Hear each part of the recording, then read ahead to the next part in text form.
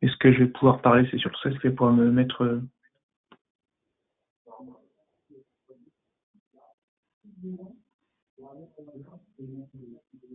Ah, est-ce que c'était le même? 450.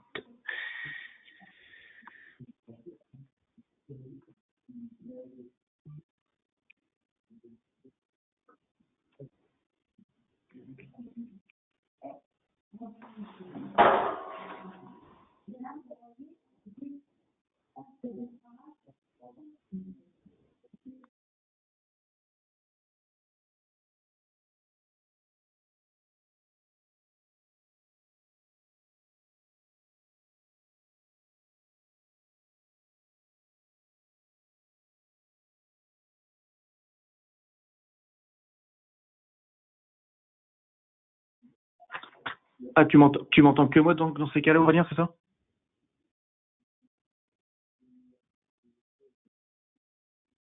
Quand il me répond pas.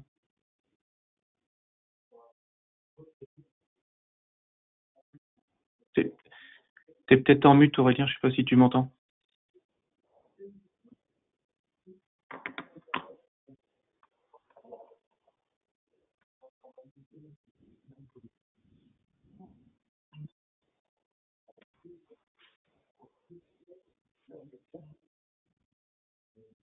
Voilà. Voilà, t'es mute. Tu me dis, je suis pas en mute, moi je l'entends pas.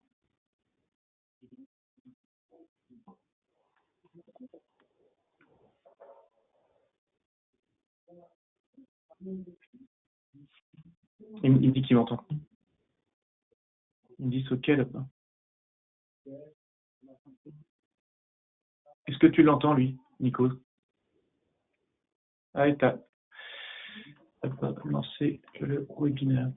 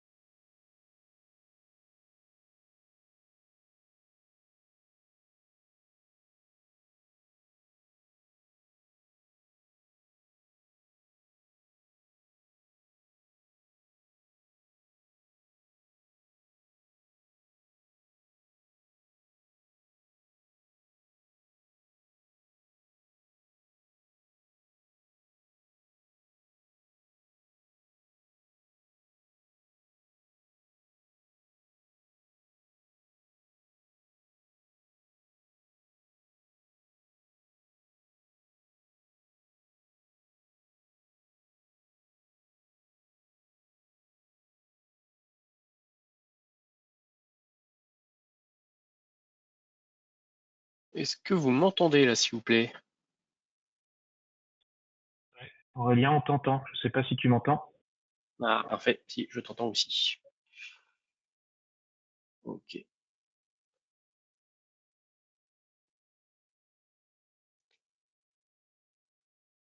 Ok. Est-ce que vous voyez bien la première slide de la présentation?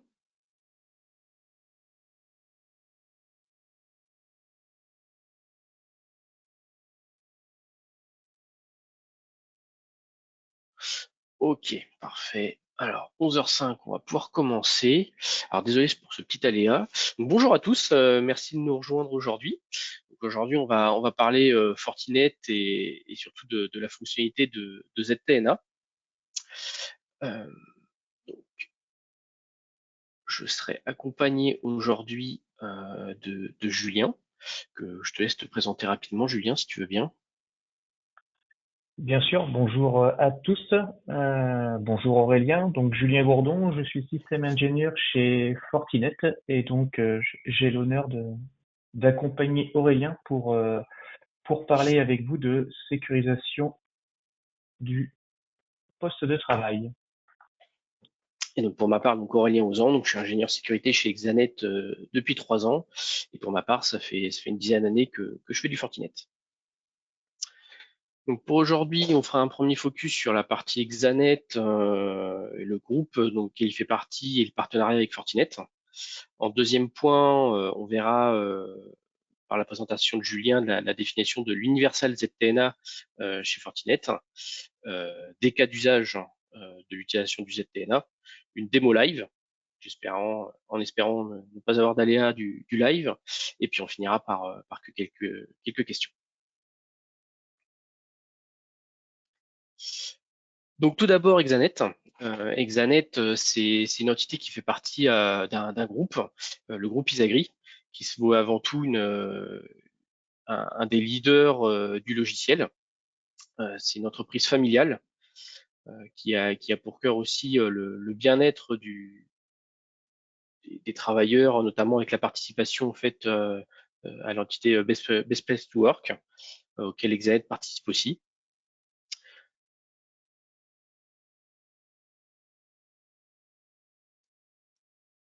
Exanet se retrouve donc au cœur de ce groupe-là. On retrouve ici les différentes entités.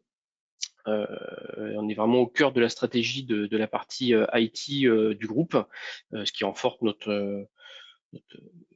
nous booste dans toutes les solutions IT qu'on peut retrouver, aussi bien sur la partie connectivité des réseaux, la communication, la partie cloud, la cybersécurité et les services à l'accompagnant.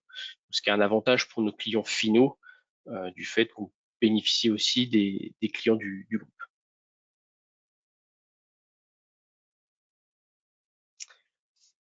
Donc Exanet maintenant a une forte croissance. On approche maintenant des 200 collaborateurs en termes d'effectifs. On a une présence au niveau national avec une dizaine d'implantations, 8 data centers, dont certains en propre. Et Exanet est certifié notamment 27001 HSDS en termes d'hébergement de santé, reconnu expert cyber au niveau de l'ANSI, et VMware Cloud Ferroviaire, ce qui est un avantage au niveau de nos data centers. Ici, on retrouve nos diverses implantations au niveau national, dont la petite dernière est en Toulouse, et on retrouve aussi Beauvais, qui est le siège d'Isagri, ce qui nous permet d'avoir une présence au niveau national assez forte.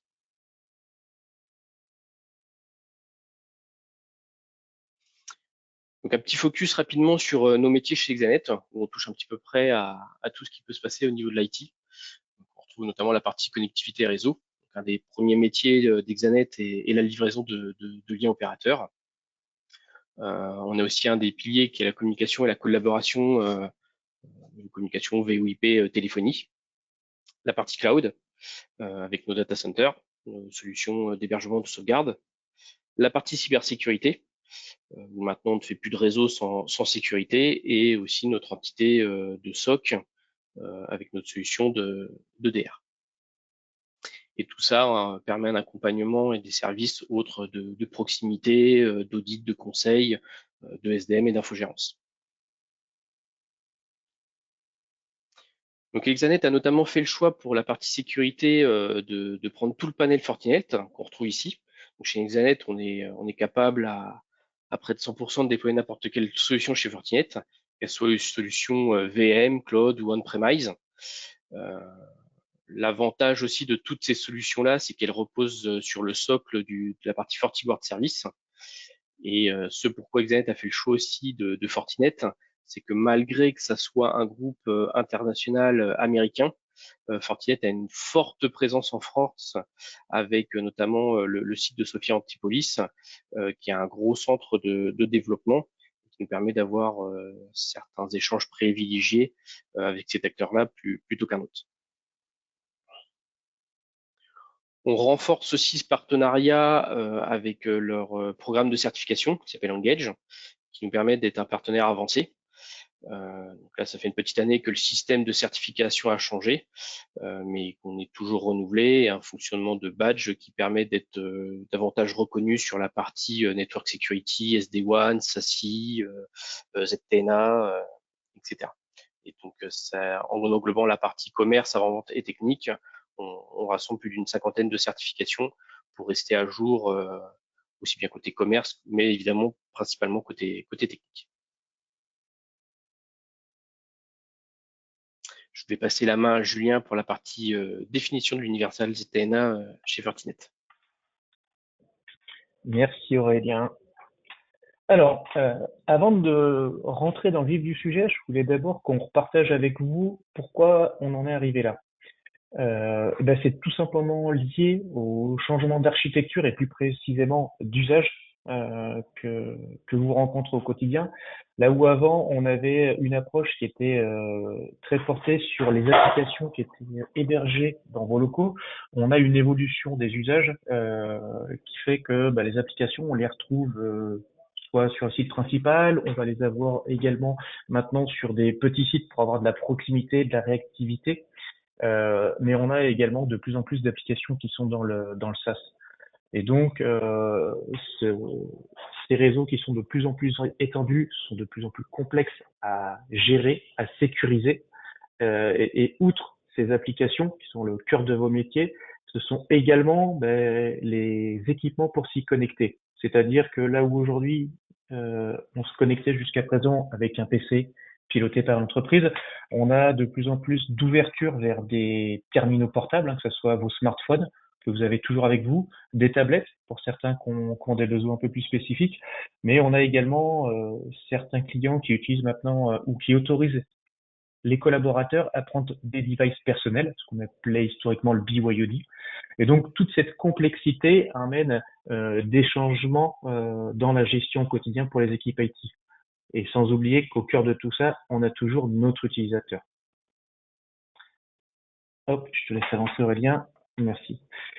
Donc, c'est là que le NIST, le National Institute of Standards and Technology, a défini ce qu'on appelle le Zero Trust. Alors, au travers de cet anglicisme, je vous ai remis une petite définition en dessous.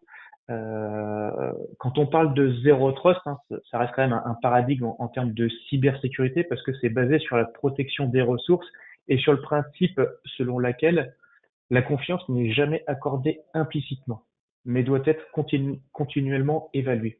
Alors quand on dit ça avec une phrase comme ça à rallonge, on a quelque chose de relativement lourd à comprendre. Ce qu'il faut bien comprendre, c'est que dans les faits, l'objectif c'est de jamais faire confiance et toujours vérifier. Donc c'est qu'à un moment, on va toujours vérifier l'état du poste de travail, son côté compliance. Est-ce que le poste n'a pas été hacké? Et donc, sous-entendu, c'est peut-être déjà assumer une violation déjà existante.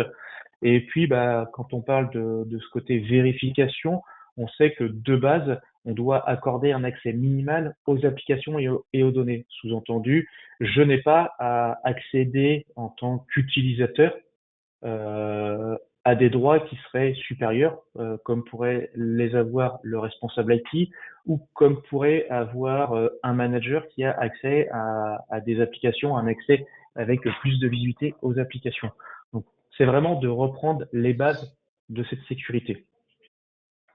Et donc, l'application de tout ça se fait également sur ce qu'on appelait historiquement le côté j'accède aux applications quand je suis à l'extérieur. C'était le premier besoin. Donc, ce que vous pouvez connaître avec le VPN, c'est je sors du château fort, entre parenthèses, de l'entreprise, là où tout est contrôlé, et je me connecte et j'ai besoin d'accéder à ces applications qui peuvent, comme on le partageait tout à l'heure, être en interne dans une salle serveur, mais qui peuvent être également sur un autre site ou dans le cloud. Et donc, cette lourdeur pour accéder aux applications, côté expérience utilisateur, c'était, on fait cette vérification à plusieurs niveaux. Comment je peux avoir une certaine granularité, parce que jusqu'à présent, on disait, tu te connectes sur le point principal, sur le site principal, et puis on te donne accès à tout. Sauf que ça, c'est vraiment à l'encontre des besoins en termes de cybersécurité.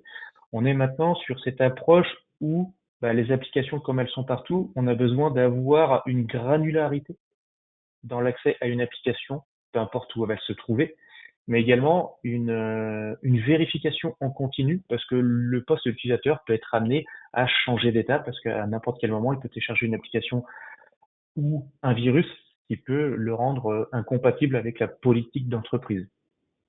Et donc tout ça fait que l'objectif est de donner une meilleure expérience à l'utilisateur dans l'accès à ces applications, mais également de revoir ce côté, je ne fais cette vérification que quand je suis à l'extérieur de l'entreprise, mais je vais le faire également quand je reviens sur le réseau. Parce que quand je reviens sur le réseau, je vais avoir besoin d'accéder à ces applications et je veux quand même contrôler que mon poste est compliant avec tout ça. Alors aujourd'hui, ces évolutions vers le ZTNA, souvent vous y apportez une certaine réflexion par rapport à différents cas d'usage, différentes évolutions en interne. Le premier, c'est souvent le côté télétravail. Euh, on a connu il y a quelques années cette période de Covid, elle est, j'espère, derrière nous. On a subi ces changements, mais ces changements nous ont fait accélérer certains choix, certains usages, et on arrive pour beaucoup d'entreprises maintenant vers une approche de d'hybridation du travail, c'est-à-dire un coup je peux être chez moi 2 jours par semaine, c'est ce qu'on retrouve de plus en plus, et puis après je reviens en entreprise. Et donc l'idée, c'est de continuer à maintenir cet accès simplifié pour les utilisateurs de façon indépendante de l'emplacement dans lequel ils vont être, pour accéder à ces applications. Le deuxième, c'est vraiment continuer à avoir ce côté granularité dans l'accès aux applications. Les applications sont le cœur de vos métiers. On sait que certaines entreprises qui se sont fait hacker, malheureusement, faut faire repartir l'entreprise et souvent ce sont les applications métiers qui sont les premières à être chiffrées par les ransomware. Et donc, plus d'accès aux applications métiers, c'est plus de travail. Et donc, tout ça fait qu'on les met on les sécurise au maximum et on vérifie en permanence l'accès à ces applications. Et puis, il y a également cette adoption du cloud qui se fait de plus en plus parce que beaucoup de vos applications métiers évoluent, sont de plus en plus accessibles depuis le cloud parce qu'elles migrent dans le cloud, ça facilite l'accès, ça facilite la maintenance, plus besoin de la faire évoluer dans le temps, plus besoin de gérer l'infrastructure sous-jacente. Donc, beaucoup font ce choix-là. Et donc, il faut pouvoir également le prendre en compte dans ce choix global et dans cette équation au quotidien. Alors, quand on parle de ZTNA, jusqu'à présent, on parlait d'une approche de je me connecte depuis l'extérieur. Chez Fortinet, on a une volonté de le différencier et de l'appeler universel ZTNA parce qu'on ne répond pas simplement à cette approche de télétravailleur, mais on va y répondre au travers d'une approche quand on revient sur site et quand on prend en compte également les différents devices qu'il compose, outre les utilisateurs. Et donc, c'est tout ça qu'on souhaite partager avec vous. Vas-y Aurélien. Quand on parle par contre de ce télétravail, les différentes briques qu'on évoque, c'est vraiment la sécurité par utilisateur. On est en capacité d'avoir une approche, une granularité. Peu importe la localisation, on veut vraiment cette même expérience pour l'utilisateur, c'est vraiment le principal. L'objectif, c'est de ne pas casser les habitudes, il faut garder cette facilité d'accès aux applications, c'est d'avoir une connexion qui va être sécurisée et automatique dès qu'on va accéder à une application, peu importe où elle est, bien évidemment, et puis garder cette approche de vérification continue avec le support de ce qu'on appelle le single sign-on, c'est-à-dire qu'à un moment, l'utilisateur, quand il va se connecter avec son login, son password qui peut servir sur l'AD, souvent ça reste le centre de l'authentification, et il accède à cette même donnée avec ces mêmes credentials. On peut y rajouter du MFA, mais on garde cette simplicité. Et donc d'un point de vue contrôle et granularité de l'accès aux applications, on va avoir une démarche qui sera toujours la même. C'est le premier, c'est je vérifie d'abord le device. Est-ce que c'est le bon device? C'est un device qui est piloté par le service IT? Est-ce que c'est un device externe? Est-ce que j'approuve l'accès? Est-ce que je l'interdis? Donc ça, c'est la première brique. La deuxième brique, c'est l'utilisateur, parce que le poste peut être volé. Donc, est-ce que c'est bien le bon utilisateur? Est-ce que c'est bien Aurélien qui se connecte avec son poste? Ou si oui, bah, potentiellement, je peux augmenter cette vérification en ajoutant du MFA. Donc, il va recevoir son SMS, soit au travers d'un token vérifié qu'on est bien avec le bon utilisateur. Et puis, bah, après, c'est le côté contrôle, posture check, contrôle de la conformité, de la sécurité et du device. Donc, j'estime que si pour l'étape d'après, l'accès aux applications à une application spécifique, pour qu'Aurélien y accède, bah, je définis un certain nombre de choix. Donc, j'ai fait le choix que son poste doit être sur le domaine. Je fais le choix qu'il ait une obligation d'avoir un EDR, un EPP sur son poste qui soit fonctionnel, ready, pour pouvoir accéder à cette application, qui est l'étape 4. Et puis, quand il est en interne, je le laisse accéder plus facilement. Et quand il est depuis l'extérieur, je veux par contre que cette communication elle soit chiffrée pour sécuriser de bout en bout l'accès à ces applications. Donc, c'est tout ce qui va se passer derrière pour sécuriser vraiment cet accès application. Et donc, pour pouvoir le faire, comment on le fait? On s'appuie sur un agent qui va être sur le poste de travail. Cet agent peut répondre et évoluer dans le temps. Il peut vraiment avoir plusieurs rôles. Celui qui nous intéresse au travers de ce cas d'usage, bah, c'est le fait déjà d'avoir cette brique de scanner de vulnérabilité et qui va permettre cette réévaluation permanente. Il va communiquer avec le serveur pour dire attention, le poste d'Aurélien est conforme et puis toutes les minutes, il va réévaluer, réenvoyer au firewall l'état du poste d'Aurélien si potentiellement son poste change d'état. Et derrière, il va partager également, bah, en fonction de l'état, les différentes briques. Donc, c'est là où on va avoir cette brique de ZTNA, donc de Zero Trust Network Access. L'étape d'après, vas-y Aurélien, c'est que bah, on a deux niveaux de licence, c'est-à-dire c'est soit je reste simplement sur le premier niveau de licence où on partage cette télémétrie, on bénéficie de filtrage URL quand on est à l'extérieur de l'entreprise, de sécurisation, de remédiation plus précisément, et puis à le côté je me connecte depuis l'extérieur, soit au travers d'un VPN SSL, soit au travers d'un VPN IPsec. Donc l'agent va avoir l'ensemble de ces fonctionnalités. Et puis pour ceux qui veulent aller plus loin, on a la possibilité d'avoir la brique au-dessus avec un EPP intégré. Donc l'EPP, c'est vraiment du endpoint protection. Donc ça peut être vu comme un antivirus next-gen qui va permettre de sécuriser le poste de travail, donc avoir une protection contre le ransomware. On a également la possibilité de sécuriser également tout ce qui va être device USB qui va se connecter sur votre poste de travail. Donc, on peut autoriser ou non la connexion à des devices USB. On peut avoir de la granularité, savoir si c'est une clé USB, si c'est une caméra, une webcam externe, typiquement. Donc, on autorise la webcam, mais on interdit la clé USB. On peut, si la personne télécharge une pièce jointe, l'envoyer dans une sandbox cloud. Ça fait partie du package également. Donc ça, ce sont toutes les briques qu'on va retrouver. Et ça, vous l'avez, peu importe l'environnement, que ce soit un environnement Windows, un environnement macOS, Linux, mais également sur des environnements portables. C'est ce qu'on partageait tout à l'heure, c'est qu'on est compatible avec de l'Android et de l'iOS également. Vas-y Aurélien. Alors, une fois qu'on a partagé un peu tout ça, ça reste très théorique. L'idée, c'est de vous partager les différents cas d'usage sur lesquels on peut se projeter. On va en partager trois. Le premier, c'est l'accès à distance, l'accès à distance aux applications privées.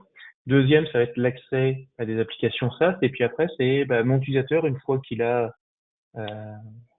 essayé d'accéder à des applications internes, accéder à des applications SaaS, il revient en entreprise. Et donc, comment va fonctionner, comment va évoluer l'agent qui va être sur le poste pour l'utilisateur. Donc si je prends un premier cas d'usage, on va parler de Mike qui va être chez lui sur sa journée de télétravail. Donc il est depuis son domicile, il utilise vraiment le PC qui est fourni par la société. Et puis il essaye d'accéder à une application qui est privée, qui est hébergée en interne sur le site.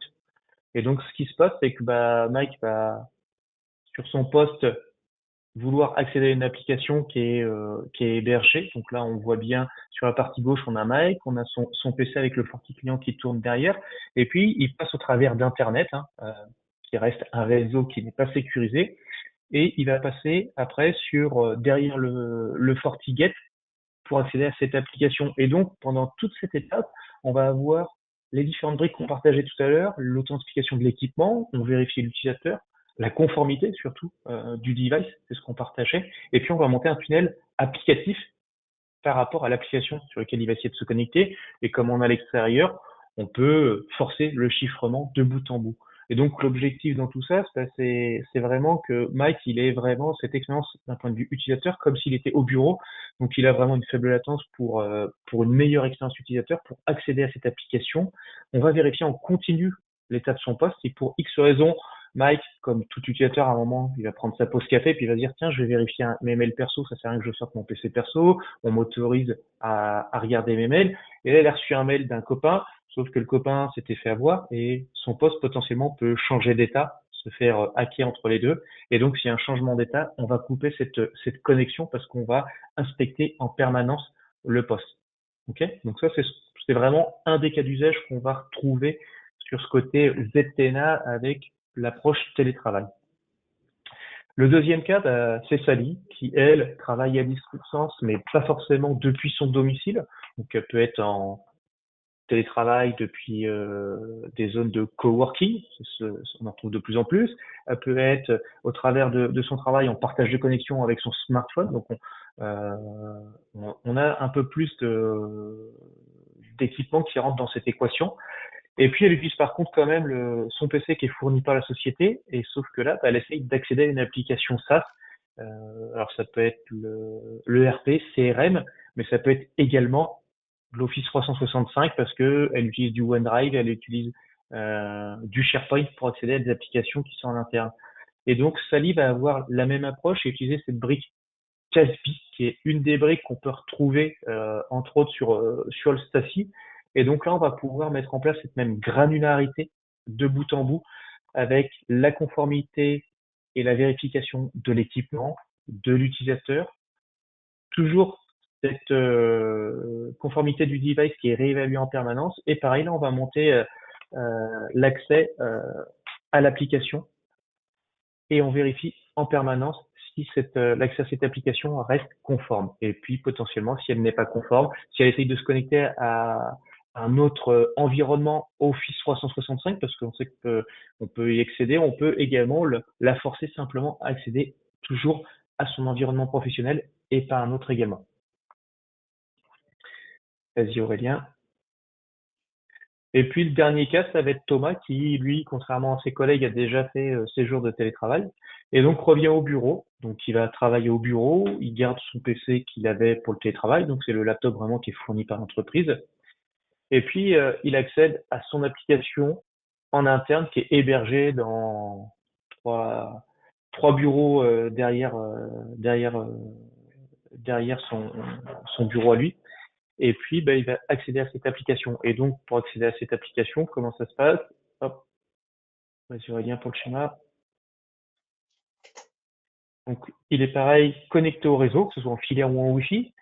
Le firewall qui garde cette approche de segmentation, de sécurisation par petites zones. Donc, lui, il est dans son réseau utilisateur. Il va essayer d'accéder au réseau des applications là où il y a les serveurs. Et donc, le fait de passer par le firewall, c'est le firewall qui continue à garder ce côté vérification de l'équipement, vérification de l'utilisateur, conformité du device. Et donc, on va vérifier que son poste est toujours compliant pour pouvoir accéder à cette application. Et s'il n'est plus compliant, on peut l'isoler comme quand on est depuis l'extérieur et l'empêcher d'accéder à cette application. Donc, on va retrouver ce même schéma, cette même approche, cette même expérience utilisateur avec le côté faible latence. Hein. De toute façon, en plus, il est sur le réseau local, donc on a, on a toujours ce côté facilité d'accès. Pas besoin de se connecter à un cloud, hein. Tout se fait naturellement et en interne. Et puis on s'appuie sur l'infrastructure existante. Et c'est ça la force de la solution également. C'est que on s'appuie sur votre FortiGate qui va être déjà déployé, qui est là pour sécuriser votre navigation Internet depuis quelques années. Donc on vient rajouter une brique supplémentaire pour sécuriser tout ça, tout en s'appuyant sur l'infrastructure existante. Donc ça, c'est la théorie qu'on a partagée. Et donc maintenant, c'est de vous montrer ce que ça peut donner en vrai, vous montrer comment fonctionnent les tags, comment fonctionne cette approche de proxy. Et c'est Aurélien qui va vous en faire cette démonstration. Yes, merci Julien. Donc là, pour cette démo live, on va s'axer sur deux fonctionnalités. La première, c'est vraiment l'utilisation, l'ordre va être inversé, d'accès à des applications en utilisant vraiment l'access proxy basé sur les tags ZTNA. Et la deuxième, ce sera l'utilisation de ces mêmes tags ZTNA en fait sur un usage un peu plus legacy, mais encore d'actualité, du VPN SSL pour autoriser ou non la connexion et une fois qu'elle est montée, cette vérification de posture au niveau des flux, des règles de pare-feu pour l'autoriser ou non. Donc ici, c'est le schéma de notre démonstration. Donc sur la gauche, on retrouve notamment donc deux environnements en dehors du réseau d'entreprise qu'on pourrait avoir. Je vais y revenir, mais on parlera de off-fabric, de télétravail, hein, mais télétravail qu'on peut aussi bien faire à la maison que dans un restaurant, que dans un espace de coworking ou autre. Donc ici, on retrouve le premier cas à partir d'un restaurant, par exemple, où on va monter un VPN SSL avec les ressources qu'on aurait en data center, protégées par un FortiGate, où derrière, du coup, on retrouve nos VM et notamment notre FortiClient MS. Donc là, pour mon environnement de démonstration, je vais surtout utiliser du coup la solution du FortiClient parce que c'est une des rares solutions chez Fortinet qui se base sur un Windows Server. Et donc l'avantage de cette solution-là, c'est que je pourrais aussi bien l'attaquer en web qu'en RDP. Voilà, donc ça, cette démonstration côté VPN SSL.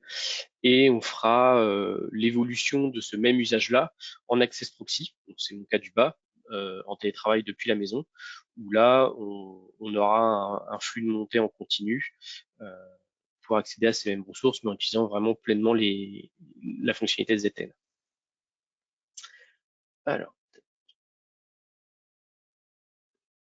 Alors, dans un premier temps, est-ce que vous pouvez toujours me confirmer que là, vous voyez mon écran et notamment l'interface de l'OMS? C'est bon. On voit bien Ok, la plateforme de management. parfait. Donc la première chose que je vais vous montrer, c'est l'interconnexion qu'on va avoir avec notre FortiGate et notre OMS, qu'on retrouve ici.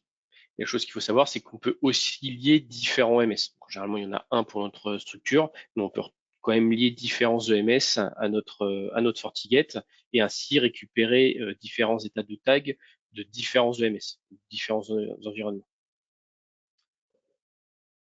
On va retrouver notre FortiClient qui, lui, va être lié ici à notre OMS. Là, je suis bien en état connecté. Mon FortiClient est bien lié à l'EMS pour être managé. Et ça, on va le retrouver du coup sur la console ici de l'EMS, où je vois ici ma machine, où on peut avoir différents relevés d'informations, et notamment mon état de synchronisation ou pas, et avec quelle stratégie avec l'EMS. Au niveau de l'EMS, qui va nous intéresser aussi au niveau des cas d'usage et des profils qu'on va pouvoir utiliser, c'est son fonctionnement en fait de off ou de on fabric. Ce qu'il faut comprendre en gros, c'est que en on fabric, on est, je dirais, sur notre réseau d'entreprise, on est protégé par toute la sécurité Fortinet et notamment notre FortiGate. Et quand on est off fabric, c'est qu'on se retrouve en dehors de notre réseau protégé. Et dans ce cas-là, on peut potentiellement activer davantage de briques de fonctionnalités ou des configurations plus avancées du fait qu'on est off fabric, donc moins protégé par notre réseau d'entreprise. Et tout ça, ça se fait de façon automatique, c'est ça, Aurélien? Tout à fait. Je vais y venir. Et cette détection-là, en fait, on retrouve ça vis-à-vis de policy de management. Et suivant, si on se retrouve justement en on ou off fabrique, on pourra venir appliquer différents profils avec différentes fonctionnalités. Et cette détection de profil, off ou on fabrique, on peut l'utiliser ici suivant différents critères. Et donc moi ici, par exemple, j'ai détecté que je pouvais être on fabrique quand j'étais sur mon réseau d'entreprise, donc par exemple en 192.168.99.0/24. On peut utiliser différents paramètres pour détecter si on se trouve on ou off fabrique, qu'on retrouve ici. Donc le côté pratique, c'est que mon utilisateur, soit sur l'entreprise, dans l'entreprise, il a le même niveau de sécurité sans avoir rien à faire, si j'ai bien compris, c'est ça? Tout à fait. Après, on peut se dire que par exemple, quand on est on fabrique, on vient activer notre filtrage. Quand on est on fabrique, pardon, on vient désactiver possiblement le filtrage web au niveau du poste, parce qu'on considère que ça sera le FortiGate qui fera ce travail-là. Par contre, quand on se retrouve off fabrique, donc à la maison, n'étant pas protégé par le FortiGate de l'entreprise, c'est le FortiClient qui récupère ce rôle-là avec les mêmes profils ou différents de celui du FortiGate. On peut très bien décider que notre poste, quand il est off fabrique et que je suis en télétravail, d'avoir exactement le même filtrage web que le FortiGate si j'étais sur le réseau d'entreprise, ou de se dire, bah, quand je suis en télétravail, on accepte aussi un usage personnel. Et dans ce cas-là, on pourrait très bien quand même avoir un filtrage web reprenant celui de l'entreprise, mais un peu plus light sur certaines catégories. C'est une possibilité aussi. Pour revenir à la partie ZTNA, on va retrouver ici en fait les différents tags qu'on aura créés. Donc on peut très bien décider de créer un tag par critère. Donc c'est mon cas ici que pour davantage en illustrer. Par exemple ici j'ai un tag pour savoir si mon antivirus est bien à jour et activé, un tag pour vérifier si mon FortiClient est bien enrôlé à l'EMS, un tag savoir si mon FortiClient est bien à jour, et un tag pour vérifier en fait que mon poste est bien enregistré sur mon domaine. Mais on pourrait très bien décider de créer un seul tag ça pourrait s'appeler vérification de poste, où j'aurais tous ces critères dedans. Si je prends celui-ci par exemple, on retrouve ici mon nom de tag et ici mes critères. Et on retrouve les différents critères compatibles donc par machine. Généralement, on aura plus de fonctionnalités côté Windows que sur un Android, mais toute la partie tag, c'est juste les possibilités de check qui seront réduites. Mais sur un poste Windows, on trouve aussi la possibilité de vérifier la présence d'un certificat, d'un fichier sur le poste, sur quel range d'IP il est, sa version d'OS, s'il y a une clé de registre de renseigner à tel endroit et de quelle valeur elle a, s'il y a un process qui tourne, etc., etc. On se retrouve avec tous ces critères-là qu'on peut ajouter avec des portes logiques pour vérifier si c'est du ou du et. Et tout ça nous permet au final d'avoir tout un inventaire de tags qu'on pourra utiliser après au niveau de nos règles d'accès, où on le verra par la suite de savoir si on peut monter notre VPN ou pas. Voilà. Donc ça ici j'ai l'inventaire de mes tags et je les retrouve ici et savoir du coup quel poste on j'irai gagner ces tags-là. Et si je reprends, donc je les retrouve ici avec mon poste, et si je prends mon FortiClient, je peux les retrouver aussi à ce niveau-là. Donc ici, j'ai vraiment l'inventaire de mes tags pour vérifier en fait si la posture de mon poste en fait. Donc là, je vais passer sur le premier cas de fonctionnalité. Ici, mon cas de fonctionnalité, ça va être de joindre des destinations ZTNA en flux proxifié. C'est-à-dire que ici, je n'ai pas mon VPN de montée. Donc là, je me retrouve en off fabrique, comme si j'étais du coup en télétravail à la maison, ce qui est le cas à l'heure actuelle. Et je me retrouve ici avec mes destinations de ZTNA. Donc concrètement, on va avoir un flux qui va être encapsulé jusqu'au FortiGate, qui va nous servir de passerelle, pour après joindre ma destination. Donc là, j'ai ici deux destinations pour pouvoir les joindre en RDP et en web, ce qui fait que là, à l'heure actuelle, si j'essaye de pinguer mon serveur qui se retrouve donc sur l'IP 192.168.100.60, ça ne répond pas. Ça ne répond pas parce que moi, mes flux proxifiés sont uniquement du RDP et du web. Okay. Donc si maintenant je prends mon navigateur, je prends par exemple ma passerelle et que j'essaye de joindre mon serveur donc en 100.60, là je peux le joindre. Donc là ici je vous montre du coup que d'un point de vue réseau, je ne le joins pas au niveau ping parce que seul le RDP et le web, moi, sont encapsulés sur mon flux ZTNA. Ici, pour le RDP, si je vous montre quand même que je me connecte jusqu'au bout.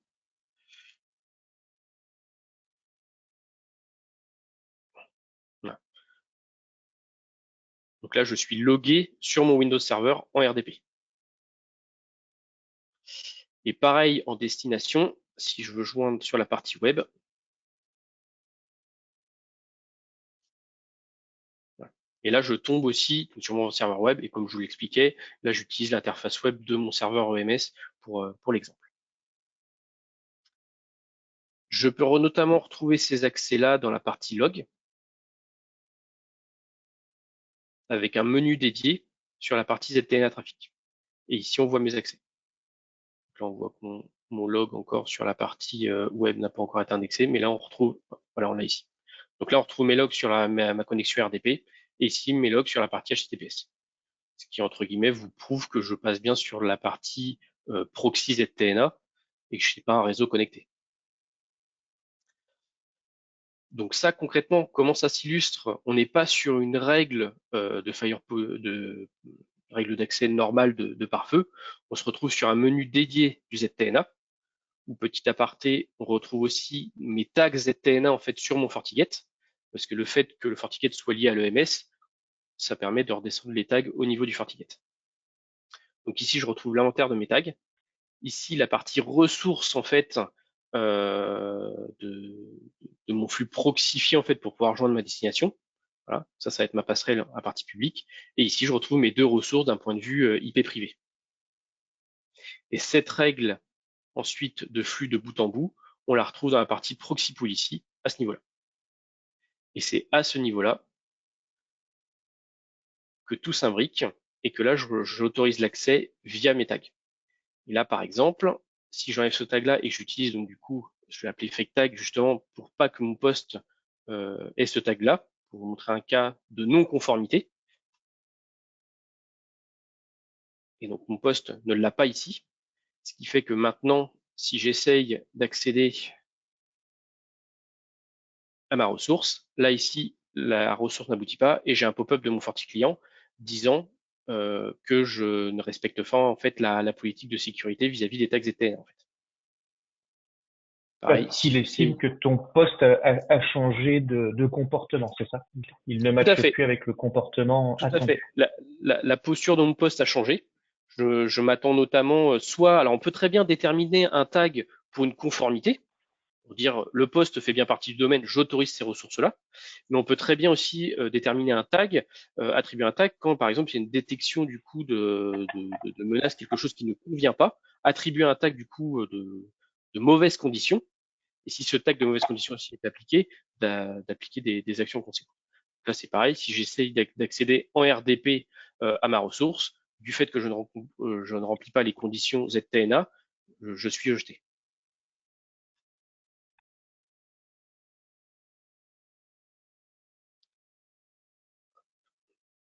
Là, si je remets juste ce tag-là, par exemple,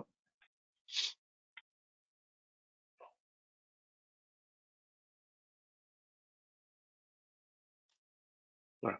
Et là, je remplis à nouveau la condition, donc j'ai à nouveau mon accès. Il y a vraiment une relation temps réel des choses pour appliquer ou non un accès. Donc ça, c'était vraiment la partie flux proxifié en ZTNA. On viendra déclarer les différentes ressources vraiment de façon minutieuse à ce niveau-là. Contrairement ou à la partie VPN SSL, on a plutôt tendance à déclarer des subnets plus globaux ou des protocoles plus larges en fait. Et l'avantage, c'est que là, typiquement, si j'avais un serveur web qui était sur un site et puis un serveur RDP sur un autre site, mon utilisateur, quand il a accès, il n'a pas besoin de monter un VPN une première fois pour accéder à une application et de remonter un autre VPN pour accéder à une autre application. C'est deux tunnels sécurisés qui se montent en simultané dès qu'il essaye d'y accéder, quoi. Tout à fait. Ce serait juste notre IP ici de proxy gateway qui changerait du fait que ce serait deux pare-feux différents. Mais en effet, ça permet de s'éviter de monter différents tunnels pour accéder à différentes ressources. Donc voilà pour la partie Access Proxy. Pour la partie un petit peu plus legacy, et ce qu'on trouve sur la partie VPN SSL, on aura un premier check au niveau de notre profil. Donc là, ici, j'ai ma connexion VPN SSL que je viens renseigner sur mon poste de travail. Et on aura notamment la possibilité en fait de faire une vérification à la connexion de tag et de renseigner, de mettre un pop-up en fait si la conformité n'est pas respectée. Déjà au moment de la connexion. Ensuite, on ira plus loin en mettant tout simplement au niveau des règles d'accès, on va retrouver ma règle de VPN SSL vers mon réseau de destination, tel qu'on le retrouve au niveau utilisateur et IP. Et on aura en plus un champ de ZTNA tag où on vient renseigner nos différents tags pour autoriser ou non l'accès. Et concrètement, quand on regarde le détail de cet objet-là, on retrouve des IP sources ou MAC. Donc c'est un et qui sera fait au niveau de la source IP en fait, concrètement. Donc ça, comment ça s'illustre?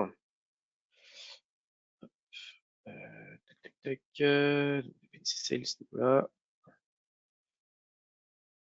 Donc ici, je vais avoir mon accès. Et là, dans un premier temps, si je me connecte, donc là, je vais monter mon VPN SSL. Et à ce niveau-là, mon ping qui ne marchait pas tout à l'heure, là, lui, par contre, devrait répondre. Du fait que là, par contre, j'accède intégralement à mes ressources. C'est un petit peu de temps.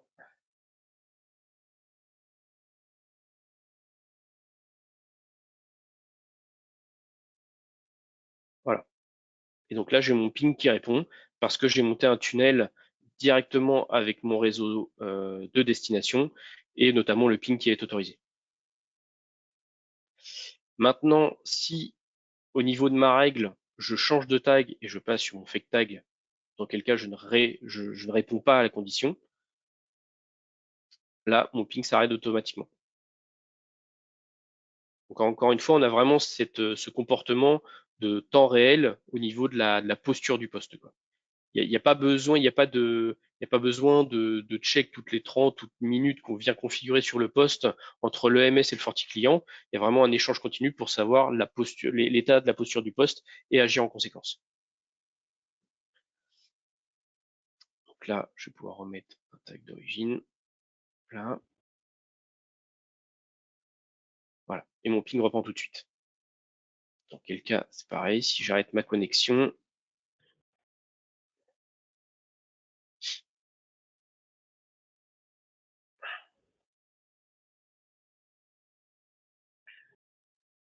Question Aurélien, est-ce que je peux mixer les deux, ce que tu nous as présenté avant et ce cas d'usage-là?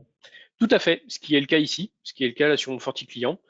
Ça peut me permettre en effet d'accéder à certaines ressources d'un point de vue de cette TNA parce qu'on veut que, je sais pas, par exemple, l'appli web de l'agenda ou de certains applicatifs métiers soit accessible tout le temps en temps réel, rapidement depuis n'importe quel device en mode web. On peut très bien l'avoir à ce niveau-là. Et par contre, suivant certaines autres ressources dues aussi au protocole, nous oblige davantage à passer par le VPN SSL. Du coup, ici, on mixe les deux fonctionnalités, en effet. Ah d'accord, merci. Voilà. Là, par exemple, je vais juste faire la démo à la connexion. Donc, c'est pareil, hein, entre le Forti client et le MS, pour le coup, sans parler de la partie tag ZTNA, on a une synchronisation minimum toutes les minutes. Voilà, à ce niveau-là.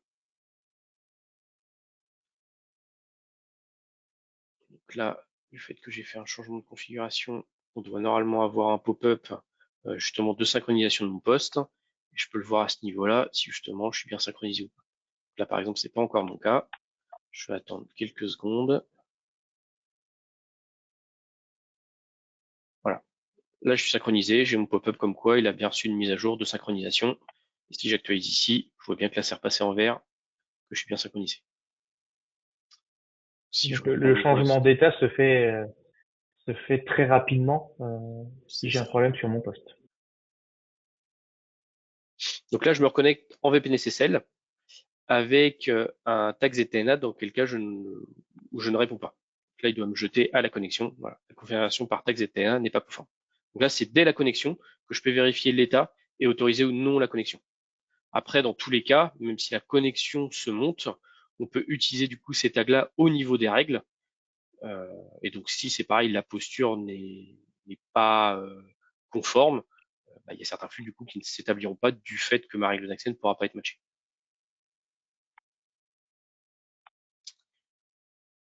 Voilà pour ça. J'ai fait le tour normalement de ça. Alors, juste regarder si vous avez des questions à ce niveau-là. Donc, en termes de protocole supporté sur la partie flux proxifié ZTNA, on se retrouve en effet avec du flux, il n'y a pas tous les protocoles, on se retrouve avec du web, la partie SMB, SSH RDP, et il me semble que c'est tout, Julien, si j'oublie rien.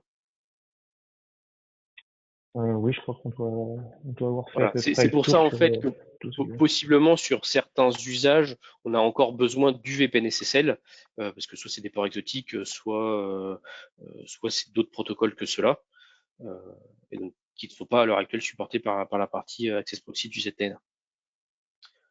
Alors sur la partie FSO, le remplacer, je dirais que ça vient plutôt en ajout, mais dans certains cas d'usage, on peut très bien s'imaginer en effet, je pense notamment peut-être à des postes génériques, avec des comptes génériques aussi, à utiliser plutôt en effet l'utilisation du ZTNA pour vérifier l'attribution d'un groupe plutôt que du FSSO.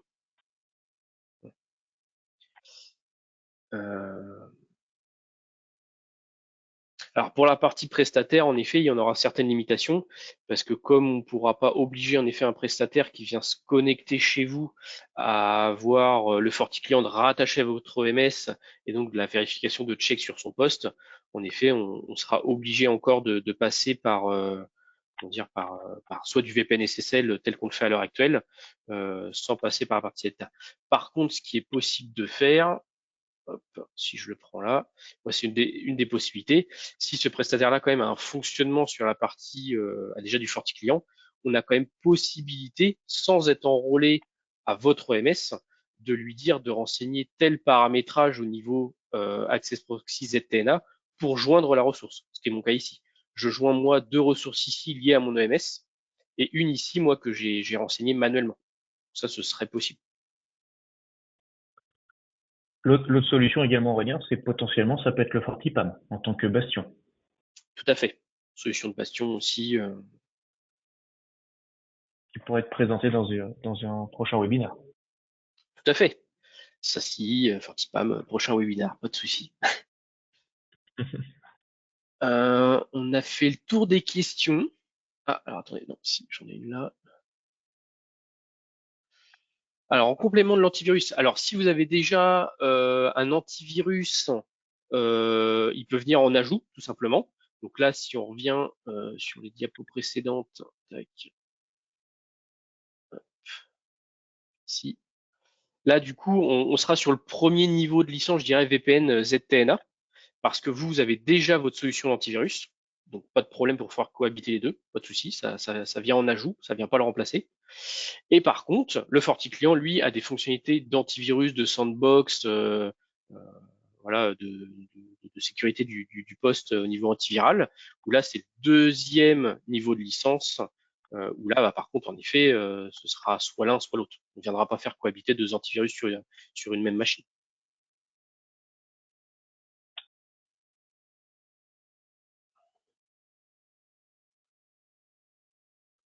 Voilà, donc je pense avoir répondu à vos questions. Si vous en avez d'autres, n'hésitez pas à nous recontacter. On se fera un plaisir de vous répondre. Ou si vous voulez aller plus loin sur la partie démo qu'on a pu faire ou les explications là de la présentation, n'hésitez pas. Le webinaire sera enregistré. Je pense qu'il vous sera fourni s'il y a besoin. Merci Julien, merci à tous d'avoir suivi. Et puis au plaisir. Merci Aurélien, au revoir. Au revoir.